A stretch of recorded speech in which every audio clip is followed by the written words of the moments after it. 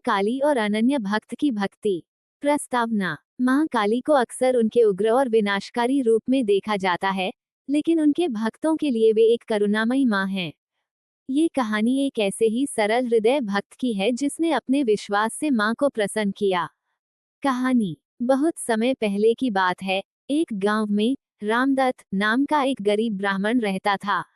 रामदत्त पढ़ा लिखा नहीं था, उसे न तो मंत्रों का ज्ञान था और न ही शास्त्रों का, लेकिन उसके हृदय में माँ काली के प्रति अटूट श्रद्धा थी। वह गांव के बाहर बने एक पुराने काली मंदिर में रोज जाता और माँ की प्रतिमा के सामने घंटों बैठा रहता। वह माँ से ऐसे बातें करता जैसे कोई बच्चा अपनी माँ से करता है।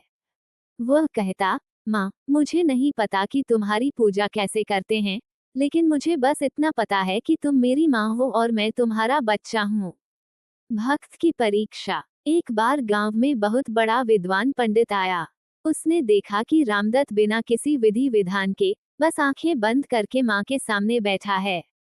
पंडित ने उसे डांटते हुए कहा, मूर्ख, तुम माँ काली का अपमान कर रहे हो।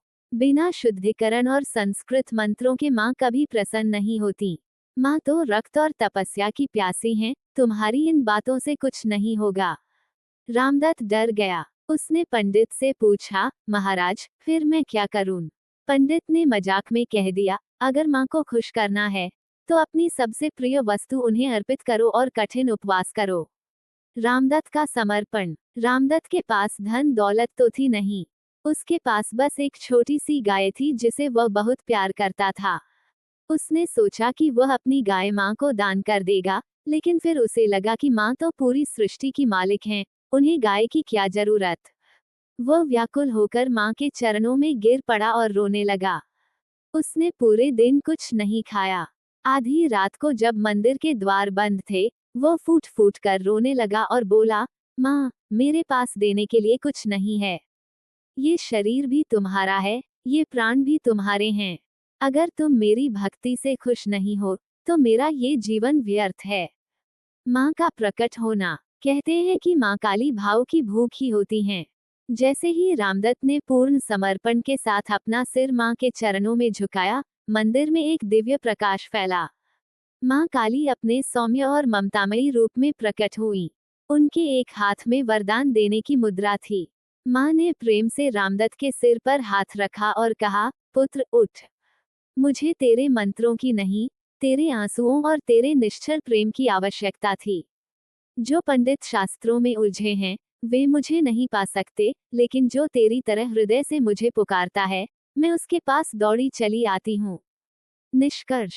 अगले दिन जब पंडित मंदिर पहुंचा, तो उसने देखा कि रामदत्त के चेहरे पर एक अलौकिक तेज था। रामदत्त ने पंडित के पैर छुए और उन्हें धन्यवाद दिया। पंडित को अपनी गलती का एहसास हुआ कि माँ काली केवल संहारक नहीं, बल्कि प्रेम की प्रतिमूर्ति भी हैं।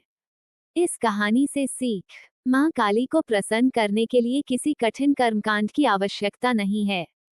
यदि आपके मन में सच्चाई, विश्वास और समर्पण है, तो माँ की कृपा आप पर हमेशा बनी रहती है। माँ काली को खुश करने के मुख्य मंत्र। मंत्र, ओम क्री कालिये नमः। अर्पण, लाल फूल, खासकर गुड़हल और भक्ति भाव। भाव, माँ के सामने हमेशा एक बालक की तरह सरल बने रहें।